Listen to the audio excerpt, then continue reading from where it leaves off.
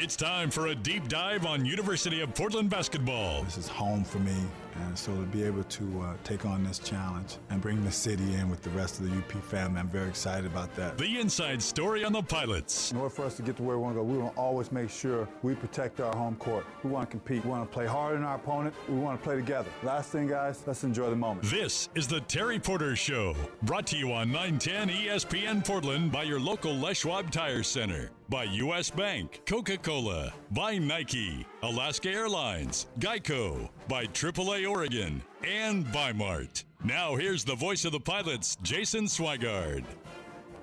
Well, good evening. Welcome in alongside head coach Terry Porter. This is the Terry Porter Coaches Show here for the next hour as we recap the week in the Bay. A very tough trip for the Pilots, but some silver linings in there. We'll highlight Marcus Shaver Jr.'s play of late, a career-high 30 against Pacific, and just talk about how good the guard play is with Coach. You played point guard for nearly 2 decades in the NBA, and came from a school smaller than these guys, but how their games translate, we saw a lot of it. Frankie Ferrari certainly put on a clinic Thursday night there at our expense. But you look at the guard play up and down to every single team almost, other than Santa Clara that's breaking in a couple of freshmen, and they've had their moments so far. But the guard play in the West Coast Conference this year has been outstanding. Yeah, I mean, it's been unbelievable. And like you said, they've been young. Some quality guys graduated last year from their protective programs. But overall, I mean, the play this year, when you look up and down and you look at the teams, the one position that stands out that's consistent in their productivity has been guard play. And they've been leading their teams in scoring and assists and just being floor generals.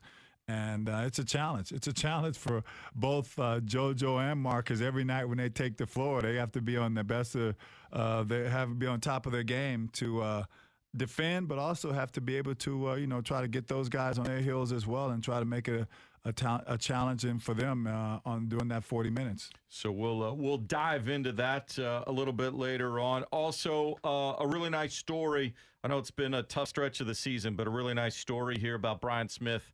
Walk-on player that you guys were able to do something really nice for. So we'll highlight that a little bit later on and then look ahead to the week. Pepperdine comes to town on Thursday, and then we head back to the Bay Area to take on Santa Clara, a couple of teams that have had their tough stretches as well, but all of a sudden for Pepperdine, a new head coach, so they got used to that. Their top player was injured in the first half of the season, but as it's all started to come together now for them, they got a big win over St. Mary's over the weekend. And for Santa Clara, they thought they were going to have a really experienced backcourt. Turns out injuries and some transfers didn't allow that. 2 freshmen that Coach Herb Sendek's breaking in, and he's finally got them kind of all pulling in the same direction. So even though it's a couple of teams that we're staring right at in the standings, still going to be a tough week ahead. Oh, no doubt. Like you said, all the games are going to be tough within conference play, and but there is opportunities for us there. I mean, those teams we've played well in the past against at home and on the road, so it gives us another opportunity to really try to see if we can string together 40 minutes of basketball. I think we've had probably 20, 25, but not enough minutes to really put ourselves in position at the end of games to try to get that first conference win. As always, opportunity for you to call and ask Coach a question. Have a comment for him, 503-542-0910 or 877-535-9100. And as we start looking back at last week, we knew it was going to be a tough place to go on the Hilltop. San Francisco, only 3 losses on the season. They've had some big victories, and it is led by one of those outstanding point guards. He's a senior, Frankie Ferrari, and he can do it in either way. We saw both sides of Frankie Ferrari really facilitating, setting up guys in the first half, getting down to the bigs. Nair Renfro was crashing the boards. Matt McCarthy off the bench. The big 7-footer Jimbo Lowell to take advantage there. And then at the start of the second half, he hit 4 threes in about 4 minutes and kind of put things away for that 83-61 win. But I just came away really impressed with the Dons, thinking that looks like an NCAA tournament team? Yeah, what can you say? They've done a great job and having guys come back and having upperclassmen. But like you said, Frankie really first half was all about getting other guys involved and really did a good job of distributing and, like you said, being a facilitator. Then in the second half, he's just started being more aggressive offensively. And we know he has capable of getting hot and knock down a couple threes and end up, I think, with 3 or 4 in the second half. And so got away from us pretty quickly then when he came out and started being really aggressive and looking for his threes. And so, again, you said it. That team is undefeated at home, I think. Oh, I'll take that back. Gonzaga may have beat him. I think Gonzaga beat him there. But they've had, losses they've had has been against Gonzaga, ranked team, Buffalo, ranked team, and then I think Santa Clara got him. No. UC Santa Barbara. Santa Barbara got him. 2-point loss right after Christmas. Right after Christmas. So they're kind of still sleepwalking a little bit after getting all those gifts. But no, that's very impressed with that team and what they've been able to do and how they've been able to just play together. They've a good nucleus of pieces and things that they can do. Got inside scoring, obviously outside scoring, and the ability to defend well. Again, struggles offensively. If there was a theme to the trip, both at San Francisco and at Pacific, falling behind early, shot only 29% from the floor in the first half at San Francisco, 24% at Pacific. And you're pulling on all the strings now, shifting lineups. We saw X and Malcolm start the second half in San Francisco. We saw 3 bigs, Diabate, Tryon finally get his first start along with Theo Akuba to begin the game at Pacific. And it just nothing seems to be finding the right combination. And it all comes back to then Marcus Shaver Jr. trying to put the team on his back to pull him back in within shouting distance. Yeah, like you said, I said that before. We just haven't been able to find a combination that really can get us off to a good start. And again, it didn't matter the combinations. I mean, you got to be able to knock down shots and make plays and finish plays at the rim. And both of those games, we had our chances to try to get off to a good start, and we're just not able to make the timely shot or finish at the rim. And it gets us behind. And on the road, you just can't do that on the road. On the road, you got to come out really firing all cylinders and be knocking down shots and have the ability to get to the rim and finish at the rim. And unfortunately for us, we have not been able to find that spark we needed to start off games on the road. And hopefully, here we will look at some different lineups again and see what we can come up with. And hopefully we can find the right lineup to kind of get us going and get us making plays early and making shots early to kind of give us some momentum, and everybody can then just kind of, ride the wave, so to speak. What's the toughest part? I don't know if it's tougher. I mean, when you went through losing streaks as a player, college, NBA, was that more difficult? Or now that you've been coaching for a while, when your team's in a funk like this, is it more frustrating as a coach or as a player? Probably as a coach, because a player you could always feel like you could do something more. You could do more. I mean, when I felt like a player, I can make more things, do more things. Coach, you can't do any of those. You can't go on the floor. You can't score. You can't make stops. You have to try to find the right combination, and hopefully guys can get a chance to really, come out, get a spark going, and try to get it that way. I think that's so. I would say definitely because you don't have as much control when you're a coach. When you're a player, you have a chance to get out and try to impact the game on either side. And so I think that's the most challenging part as a coach, to try to make sure guys can make shots, and you try to draw up plays to kind of get guys wide open looks, or try to think about, okay, what can I do as a coach to get these guys growing? Can I, come up with 10 plays right away and kind of figure out if we can score on those? We keep track of plays throughout the game and see what plays we have success, and we have success, we try to go back to them and see if we can get them going and get a particular player going. But like you said, Marcus has carried us the last 2 games. Just unbelievable performances by him. But, we just need more guys to chip in at a timely fashion. And in a Pacific game, again, when you work so hard to get back in it, had a couple of timely turnovers and timely guys missing shots, and they were able to hold on to that victory. Yeah, 74-70. Fell behind by 20 again in the first half, late in the first half, but a little burst right at the start of the second half. Got it back to single digits. Had it at 5 points there on a couple of different occasions. Marcus Shaver Jr., a career-high 30 in that one. You can look, though, to a couple things. Offensive rebounds for Pacific. They got a bunch of extra possessions, and then the free throw shooting. And that's got to be one of the toughest things as a coach. 21 of 33 overall, and it wasn't just the bigs missing. JoJo missed some crucial ones. There were some front end of one-on-ones. And that's just, I can't imagine how frustrating that is when you do all the right things, you're rewarded with the free throws, and you can't take advantage. And it was we challenged them. That was one of the keys for us pregame to get at least 25 free throw attempts. We knew that if we did that, that meant we would be attacking the rim and drawing fouls. And again, it's not one of those situations where we had guys who are haven't found their rhythm on the line. These are guys that found their rhythm, and unfortunately, they weren't able to step up there and knock them down. So that's something that we got to, and you need everything to be going at the right time. Who you never thought that JoJo and guys who were shooting, 80 and high 70s would step up, and like you said, one-on-ones too, on the front ends of one-on-ones, and miss those. And those are points, become empty possessions. And when I talk about a 1 or 2 or 3 possession game, those are huge. Yeah, and you talked about so many things going right. You fouled out 3 of the Tigers down, 3 of their main players down the stretch. They were missing some free throws too, so there were some opportunities, but unfortunately with those and then some crucial turnovers or missed wide open threes there, just not able to get over the hump. Final score there again at 74-70. So the streak moves on. Come home. The nice thing is, I believe 4 out of the next 5 are going to be at home. Yeah. And some teams coming in that you're closer to in the standings, although they're playing a little bit better, but an opportunity now for guys to get comfortable, being a little easier routine, and see if they can rely on the home court and get some things going here for the next couple of weeks. Yeah, I mean, hopefully we can find our shot and make plays, finish plays, and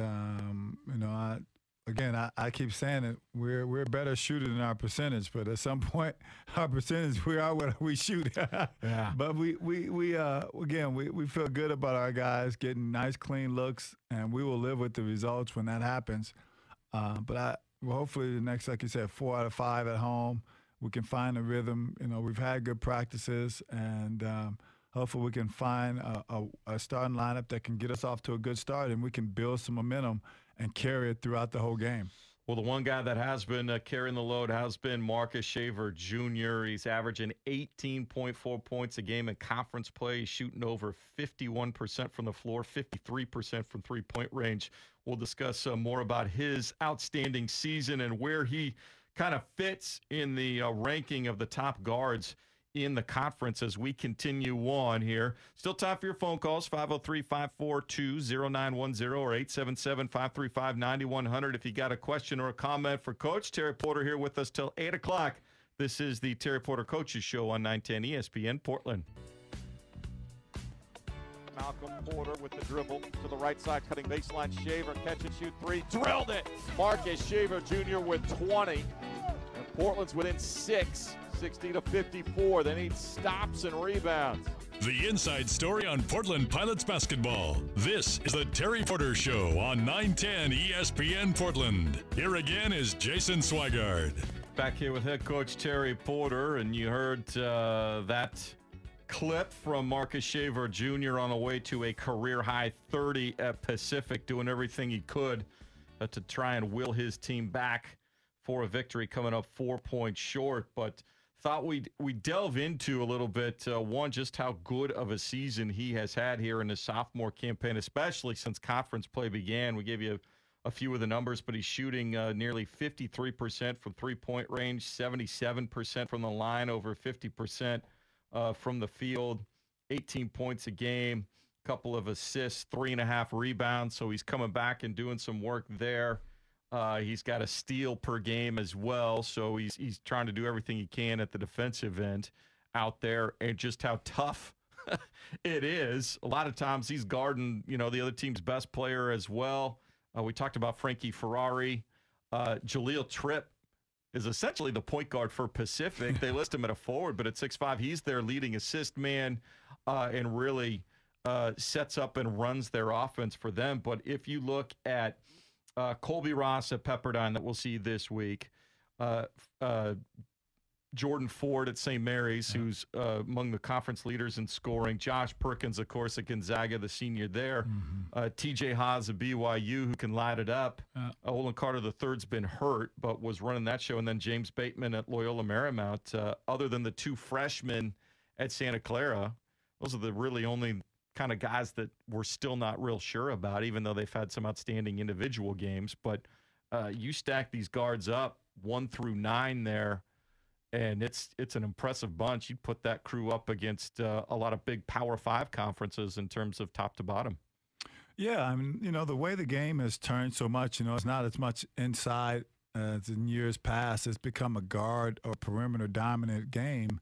And, all the teams in our conference have a strong guard, a guard that is playing at a very high level. And like you said, the numbers they're putting up, you could put up against any Power 5 guard, and their shooting percentage is high, their free throw percentage, their assist to turnover ratio is good. They're all playing complete games and becoming complete players. They're defending at one end and leading their team and really carrying their team into quality positions in the conference. 6 of the top 10 scorers in the conference are among that list of guards right there.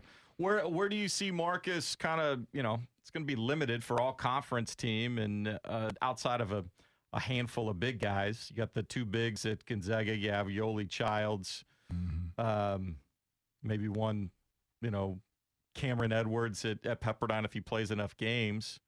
But outside of that, it's going to be guard heavy in terms of your all conference teams. Where do you think Marcus stacks up right now? Well, I think Marcus stacks up number-wise with any of them. I think win W is going to be a huge factor, unfortunate for us and unfortunate for Marcus when they look at that and they weigh what his numbers look like. That has turned into more W's for us. And so I think his numbers right now is, got to be 1 or 2, shooting 50% from 3, 50% from 2. Assist to turnover ratio, I think, could be a little bit better, but I think it's pretty decent. And just everything he's done, number-wise, shooting it from the free throw line, they're right there and among tops in his position. And so, we got to help him. We got to contribute, and we got to find a couple more guys that can contribute with some consistency and get some more scoring and help us. That's the one thing. I think if we could have had a couple more guys just step up and have good games, we could have had a couple wins by now. But, we got to find those guys, and those guys got to find the rhythm, and I got to do a better job of trying to put the ball in their hands more often and have guys make shots. What do you think the biggest strength for Marcus is right now in his game? What's really allowing him to have so much success, especially at the offensive end here in conference play? Well, I think going in, I think his three-point shot, the way he's been able to shoot that has really made defenses maybe get up into him, and then that's allowed him now to get by him. Marcus has unbelievable quickness and separation speed and different gears he can go to allow him to get separation and the type of gap he needs and the angles he needs to get to the rim. And the way he's shooting the 3-ball, teams are trying to close out to him, and he's shot faking and using that as well. And that's the big thing I think right now that's really helping his game overall. They can't really lock into him when he's knocking down the 3-ball the way he's been shooting it. And then as you're starting to look at potential, mixing and matching with some combinations, trying to find the right mix, how do you look at his game, obviously, to key off and maybe put the other pieces or maybe find that right combination to get off to those hot starts and utilizing whether teams are going to overplay him, double him, whatever, or other guys that he can play off of to help him create the offense? Well, sometimes it depends on, with Pacific, 2 reasons we went big was first we were able to go big and have Jacob, who can also shoot the 3. They do such a good job of rebounding. We thought that size would give us some chance inside offensively, but also help us with the boards. We had stretches where we did a good job, but when we went small, that was the lineup that really got us back in it. We were able to beat them off the bounce and create some opportunities. And, if we have a lineup on the floor that is small and can really attack, and we can put a lineup on the floor that can attack and get in the gaps, it gives Marcus more space and opportunities to drive it and give other guys an opportunity to, try to attack as well, but get wide open shots. And our bigs, I say Hugh and D are probably, in regards to their ability to catch the ball deep in the post and be productive, has been good. Unfortunately, sometimes when they get fouled, then they have to go to the free throw line, and they got to keep working. They both are working extremely hard, along with Theo, and trying to make their free throws more at a higher clip than what they're doing right now, because that's, again, that situation where they do get a good possession down there, and then they get fouled, and we're not able to convert at the free throw line. Stepping aside from Marcus, if you look at the rest of those kind of the guards that we mentioned, haven't played in the NBA for 2 decades. Do you see one of those or two of those guys that has a game that'll be able to translate possibly to get an opportunity? Mm-hmm. Not sure if there's any, first-round draft picks in there, but which sort of guys have a game and a mentality and at both ends that you might be seeing get a shot with and hang on with the club here in the next few years? Well, I think some of them, size is going to be an issue. I mean, I think that's the one thing. You go to that next level, size, they're going to face guys that's maybe just as quick as them, but 2 or 3 inches taller, and then 10 or 15 pounds heavier. So that's going to be the great equalizer. But all of them have, in regards to a perimeter skill set, the ability to knock down 3, the ability to pass, the ability to facilitate. And that's always good in regards to how your skill set transfers at the next level. Now it's just a matter, who sees them with an opportunity to think it to be a good fit, to bring them along and give them an opportunity to play. But, Bateman's good size. I mean, really defends well, shoots the ball well. You talk about that. Ross, a good point guard, knows how to score. Marcus obviously knows how to score, shooting it really well. So there's a lot of candidates, Perkins, who've been around the game for a long time and been a part of some great teams. And he's got the size. He's got great size, got shooting, and knows how to defend. So, there's always opportunities. I didn't have any of those skill sets when I came out of college. So they have just on the resume, they have a little bit more than I had. I didn't have the ability to score some of those way those guys did. I didn't shoot the 3-ball because there wasn't a 3-point line when I was true. There was you no figured 3-point it out line. pretty quick, exactly. though. I had to. But no, you have quite a few guys when you talk about all those guys. I mean, Frankie, the way he competes, and just a great floor general. I mean, so they all have their strengths, and then it just comes down to what type of opportunity they will get at that next level. What was the biggest transition for you when you went from, and especially playing at a smaller school, and all of a sudden Trailblazers draft you there, and you're there in practice every day with Clyde? And was Paxson still there when you were there? Yeah, Paxson was there my first couple of years. What people don't, I don't think many people know, but I didn't play point guard in college. I played small forward and backup center. So my biggest adjustment was learning how all of a sudden I bring the ball up all the day, all the time, and learning how to know where guys are and what their strengths are, and knowing everybody's position. That was something. When I was at point, we just ran motion offense. I just ran around a bunch of screens, got the ball and shot.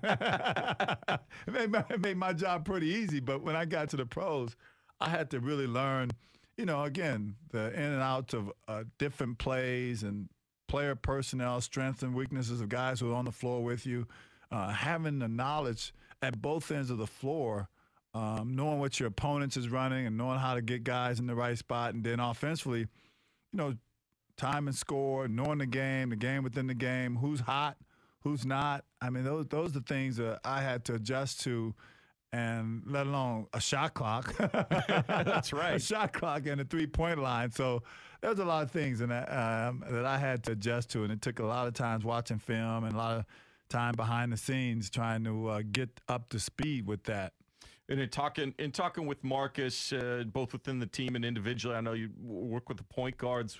What do you want to see him continue to develop, or what's going to be the key, a next piece for him to give him a shot at the next level? Well, Marcus, I think, is just continue to be a complete player.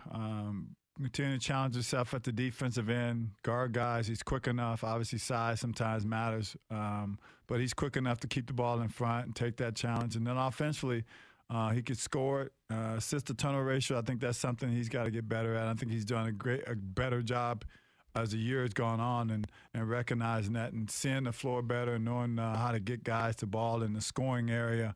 And so those are the areas I think he's got to continue to have growth in. But he's done a great job for us up to this point in regards to scoring and carrying the load at that end, and also just playing hard and setting the tone.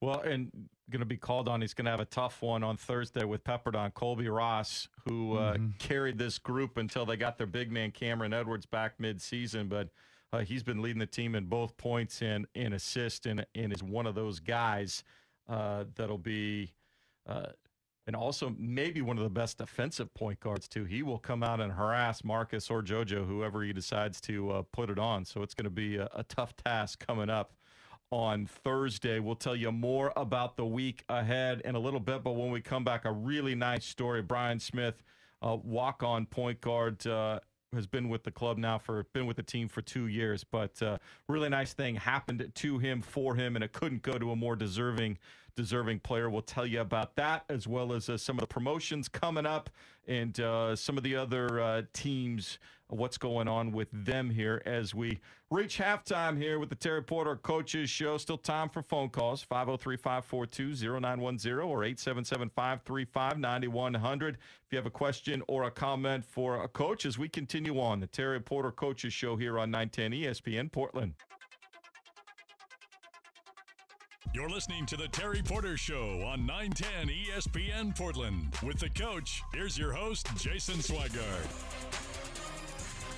Welcome back into the Terry Porter Coaches Show here, alongside head coach Terry Porter. Taking a look back at the week that was, but looking ahead, we'll still preview this week's games coming up. It'll be Thursday night, hosting Pepperdine at the Child Center, 7:00 tip. Of course, we'll have the pregame happy hour inside there, beginning when the doors open an hour before tip. We'll have $1 off some of the beer specials, some other specialty food items. Also at halftime, it'll be the halftime mile race, and you'll see members of Portland's elite distance running program taking on competitors in the annual halftime mile. So they run that on the upstairs track right around the outside of the stands. So there'll be a number of guys from Portland State and a few other guys thrown in. But after the cross-country team had their outstanding top 3 finish again at the NCAA National Meet, always fun there. And then we'll be at Santa Clara on Saturday. That'll be a 6 p.m. game. And then home for 3 in a row. BYU Thursday the 7th, 8 p.m. late for the ESPN Family and Networks.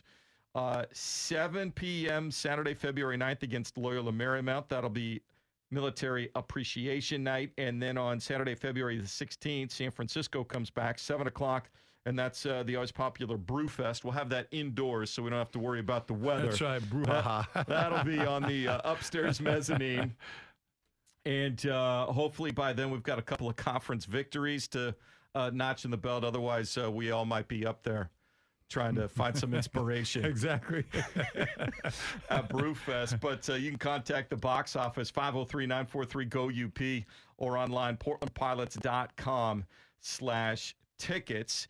And they've got a special runner right now, the BYU 2-pack, $30. You get a reserve seat for the BYU game, as well as one other home game for just $30. And then also, if you go to the box office, baseball season right around the corner. We're a couple of weeks from baseball season starting. And Portland will host the defending national champion Oregon State Beavers at Ron Tonkin Field, where the Hops play. That's going to be March 26th. It'll be a 5 p.m. first pitch. Tickets went on sale today, and they will go very quickly, as they have in recent years. So go to portlandpilots.com/hops to reserve your tickets there. And hopefully the weather will cooperate. Been out there a couple of times when it was a bit chilly. Chilly. So hopefully 5 o'clock, and by March we'll have a little afternoon sun. Daylight savings will be in effect, so hopefully we can take advantage of that. But I know a lot going on up on the bluff. The women got a nice victory on Saturday, coming back and beating San Francisco 78-73. That moves them into 8th place in the conference, and they'll have a tough week at St. Mary's and Pacific. Both those programs 6-3 in West Coast Conference play so far, but they're continuing to stay in a lot of their games. Real exciting. Darian Slega had 25 to lead the comeback there, so congratulations. They got their second conference win, and sense that they're starting to get it a little bit and might be able to go on a late season run. But as we come back to your team, Terry, a really nice story coming out. Brian Smith came to this program last year as a walk-on and really trying to get back into a basketball opportunity, one that he didn't think he might have with really taking care of his family, and his mom was going through a lot of issues. But you guys were able to turn around and repay him with a kind gesture for everything that he's meant to the program for the last year and a half. Brian is one of those student athletes that just talks about what a student athlete, a college student athlete, is all about. He's had some difficult challenges at home, but yet he still has been focused to getting to college and wanting to finish his degree. And he is a young man that comes to practice every day and gives it everything he's got. The guys love to have him around. I mean, we've been able to play him and put him in games, and he's been a guy that's just had a great spark about him. And we were able this year, this semester, because we didn't use our 13 scholarship, to give him that scholarship for this semester. And so it's a nice gesture on our part, but it's just something he's so deserving of. And the guys were so excited when we gave it to him.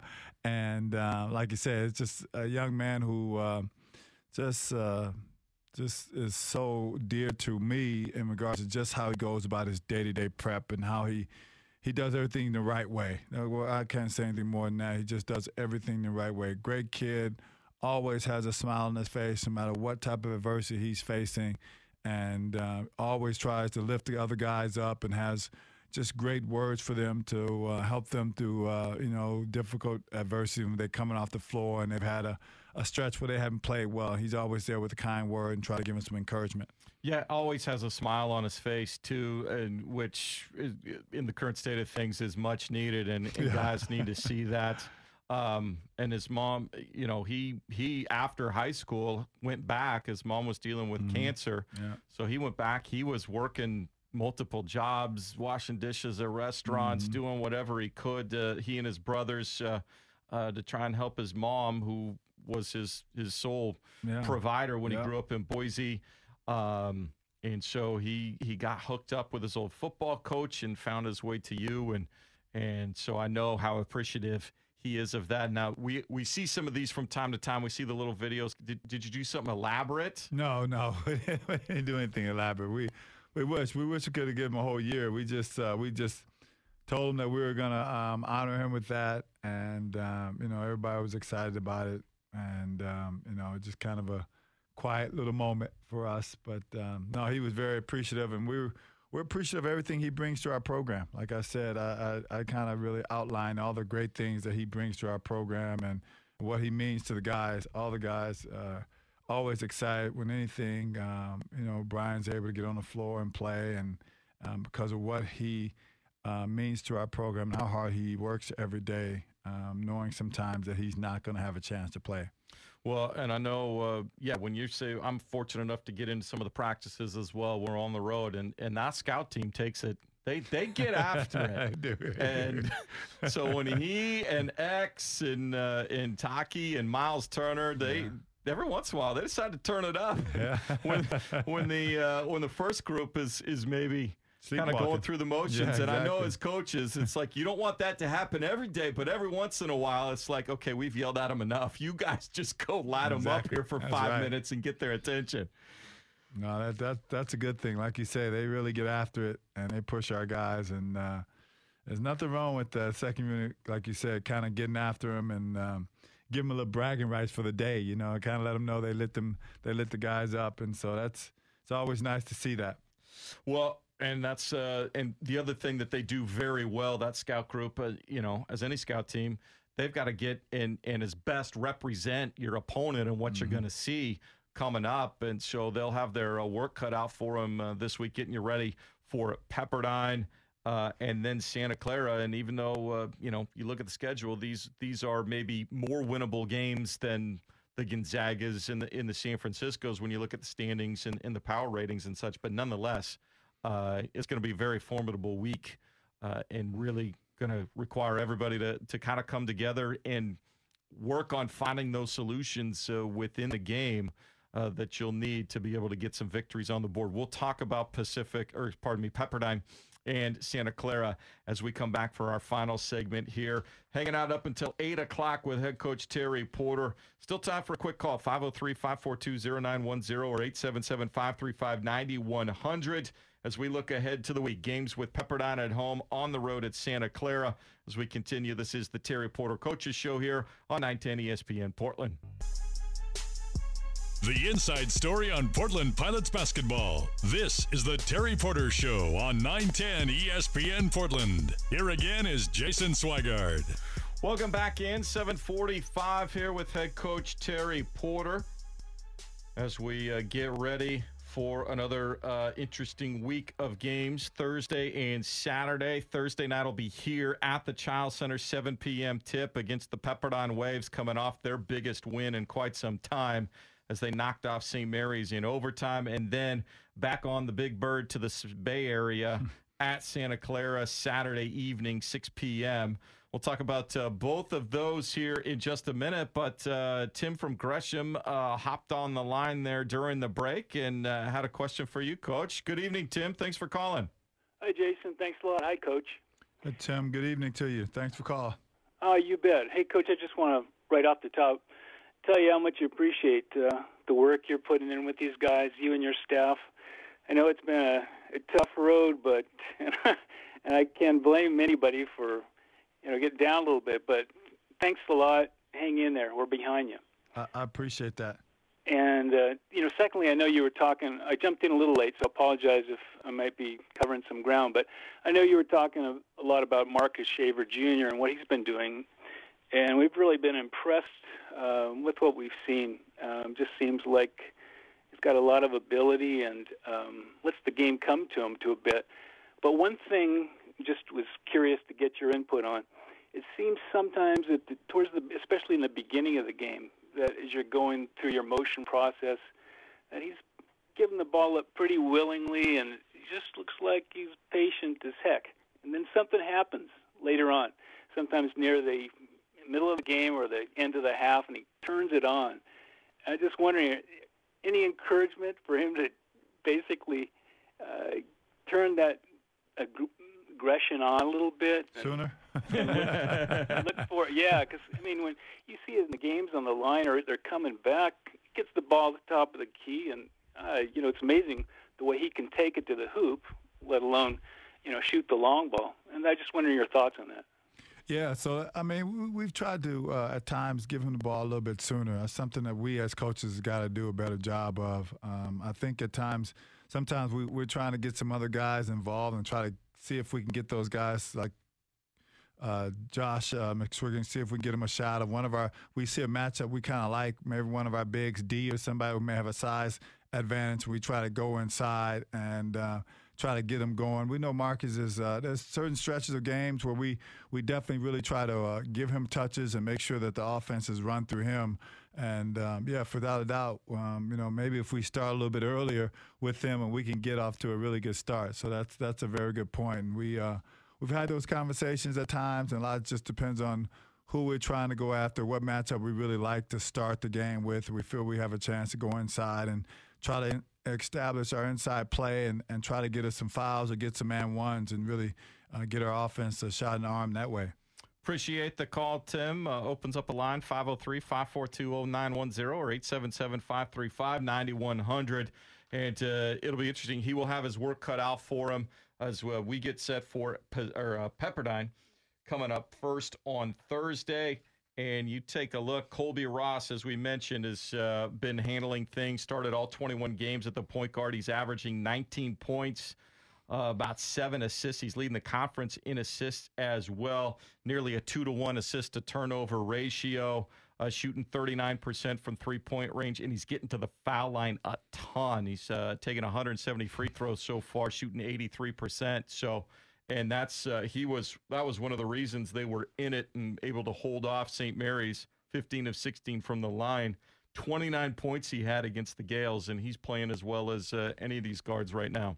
He really is. And the thing that's so great when we talk about the difficult part was he draws fouls really well. He does a good job of playing at different speeds and knowing how to draw fouls and knowing how to get to the rim. He's a guard that, he posts up. I mean, he tries to go to the post and he tries to take advantage of his size at times. And so he's going to give us some challenges for sure in regards to just his ability to facilitate. Like you said, he's one of the top assist leading guards in the nation, also one of the top in regards to drawing fouls and getting to the free throw line. And so, we're going to have to do a good job on him and make sure everything he gets is going to be difficult for him and not give him anything easy. And you don't want to give him on the line, 8, 9, 10 times. You don't want to do that. You don't want to give him that type of opportunity. So we got to really be able to guard him without fouling him and moving our feet and chesting him up and being more square to him and not giving him any type of angles.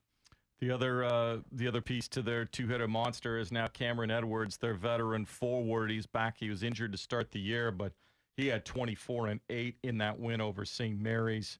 And he's similar. Maybe Eli Scott might be a good comparison. Undersized power forward in terms 6'6", 6'7", but really knows how to use his body, a wide body. And he's got, once he gets his hand on it in there, he's patient and has an array of moves in the paint.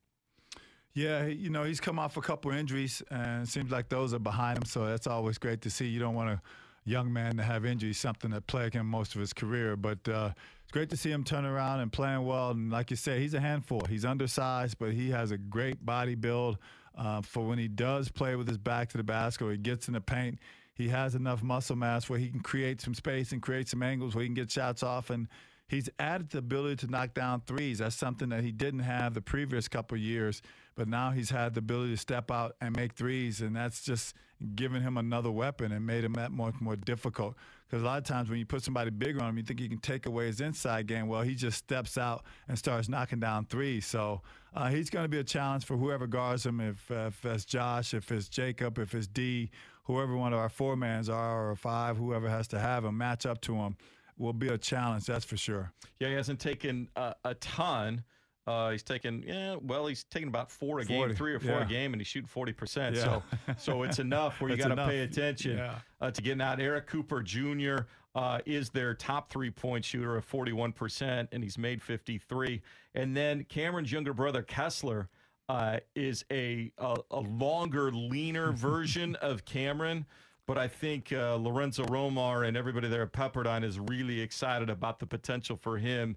He's one of those guys that at any given point can change the game at either end of the floor. Yeah, you talk about, he's a little bit taller than his brother. He's got the long, athletic, lean body built and has the ability to block shots, has the ability to impact the game on the boards, and has the ability to step out and shoot the three, too. This team really this year compared to last year, they got 4 or 5 guys now that's shooting 40%. And so it makes it difficult for in regards to scheming against these guys offensively because although they're undersized, they have guys that can knock down the three. And so they space it out and they attack you. And Ross does such a great job of finding guys in open court and in half court. So it's going to be a challenge for our defense to be able to stop penetration, but also guard the three-point ball, three-point land quite good. And then, of course, Saturday at Santa Clara. Now, they had a tough week last week because they have a game that they would like to forget. They lost to Gonzaga by 59. They were down at 62 or something at one point.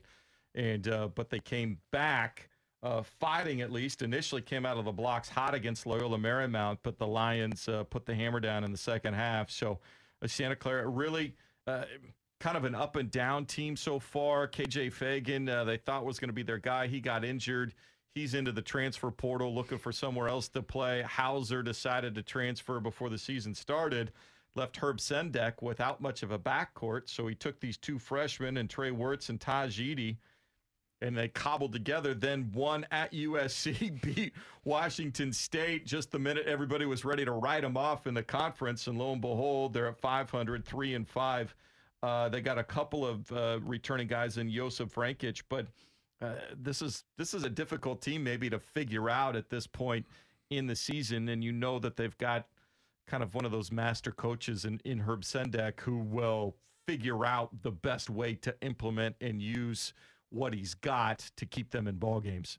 Well, Herb has been around this game for a very long time and had many successful stops along the way, and has been able to really, like you say, take guys and put them in their spots and have them execute to a T. And, you know, I think, like you said, he was kind of thrust into a situation where he didn't expect to have freshmen, and you know he's kind of gotten a feel for and seen enough freshmen. Sometimes they're up, sometimes they're down, and so those guys they're up and down. It's always with freshmen to get consistency, and but no, they've been able to still play at a high enough level to get some big wins. I mean, Washington State at USC overtime, and then winning some games in our conference. So those guys have. Played well enough at times and played well enough in stretches that allowed them to get some wins and play with some confidence. And that place is always a challenge for us to go down there and play well. But they're a team, though, that it can struggle at times offensively. How do you go about trying to see where you can pinch them off and make things difficult for them? Because they're only averaging about 60 points a game in conference play. So, they're going to be very tempo oriented, making sure they're not going too fast with two freshmen in the backcourt. So where do you see the opportunity to take advantage of their vulnerability there on Saturday? Yeah, for us, we got to, last time we played down there, we were right there at the end, and we wasn't able to make a play. But we got to make sure we are playing at a pretty good pace, and we're getting out in open court, and we're not turning it over. I mean, the times we got ourselves in trouble last year against them, we got such a great start, and they fought their way back in it. We were turning it over, and they were hitting threes. So, we got to do a good job on the freshman guards and make sure they don't get, into too good of a rhythm. And then, inside with their big guys, make sure their big guys aren't really hurting us. But they use the three ball well, and they, like you said, they use tempo as really one other way for them to defend their opponents, shrink the game, shrink the possessions. And so we're going to be playing extremely well on the road. Overall, this team, it's an 8-game losing streak. How do you send them out there Thursday still feeling confident in their mind that if you do X, Y, and Z, you have the ability, you have the skill to go ahead and start winning games here in the near future? For us, it's about stringing longer stretches of quality basketball together and controlling things we can control. And we got to make sure we start doing a better job in those areas, turning it over, making plays, finishing plays at the rim, and then doing the things we have to do at the defensive end. And so I feel good about, again, us having a good frame of mind and what we need to get accomplished. Now it's about going out on the floor and getting it done. Well, we can use your help, too. We'd love to see you out there on a Thursday. It is a halftime mile race night, 7 o'clock tip. Doors will open at 6. We'll have happy hour going on as well. You can call the box office, 503-943-GO-UP, or go online at portlandpilots.com/tickets. That'll do it for us here this evening. We'll talk to you 6:30 Thursday night. Thanks to Preston Highfield, our producer here in studio. Coach, get some sleep, get some rest, good practices, and we'll all come full of energy on Thursday. Yes, that's for sure. Let's get after it. All righty, there you go. That'll do it for us tonight. I'm Jason Swigart. Have a very good evening. This has been the Terry Porter Show with the head basketball coach of the Portland Pilots. Tonight's show was brought to you by your local Les Schwab Tire Center, by U.S. Bank, Coca-Cola, by Nike, Alaska Airlines, Geico, by AAA Oregon, and by Mart. Join us for University of Portland basketball all season long on 910 ESPN Portland.